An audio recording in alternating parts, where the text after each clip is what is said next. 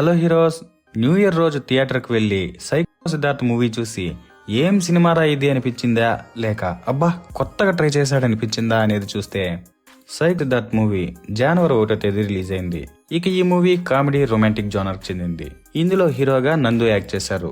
ఈ cinema overview విషయానికి వస్తే, ఈ సినిమాలో సిద్ధార్థ్ అనే ఒక అతను business fail, love fail, life మొత్తం డిస్టర్బ్, ఏం చేయాలో తెలియక పిచ్చి పిచ్చిగా తిరుగుతుంటాడు. అప్పుడే ఒక అమ్మాయి ఎంట్రీ, లైఫ్ సెట్ అవుతుందా అంటే కాదు.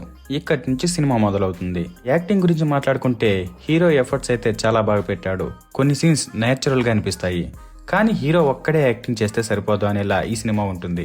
ఇక హీరోయిన్ విషయానికి వస్తే ఏదో ఉంది, ఏదో జరుగుతాంది అనేలా ఉంటుంది. ఇక డైరెక్షన్ అండ్ స్క్రీన్ ప్లే విషయానికి వస్తే డైరెక్టర్ చాలా స్టైలిష్ గా చూపించాలనుకున్నాడు. Camera angles, cuts, background musics అన్ని మోడర్న్ గా. కానీ ఈ మూవీలో ప్రాబ్లం స్టైల్ ఎక్కువ, స్టోరీ తక్కువ.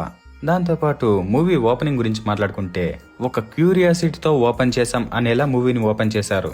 కానీ అంతేముండదు.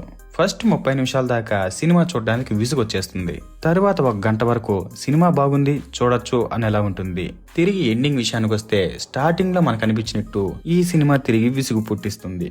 దానికి తోడు ఈ సినిమాకి ఒక ప్రాపర్ కన్క్లూజన్ ఉండదు. సినిమాకి ప్లస్ పాయింట్స్ గురించి మాట్లాడుకుంటే ఫస్ట్ ఇది రొటీన్ తెలుగు మూవీ కాదు. కొన్ని సీన్స్ ఫ్రెష్ గా అనిపిస్తాయి. బీజిఎం, విజువల్స్ పర్లేదు. యూత్ ఆడియన్స్ కి కొంచెం కనెక్ట్ అవుతుంది. మైనస్ పాయింట్స్ విషయానికి వస్తే కథ ఎటుపోతుందో ఎవరికి అర్థం కాదు. కొన్ని క్యారెక్టర్స్ ఎందుకలా పెట్టారో అసలే అర్థం కాదు.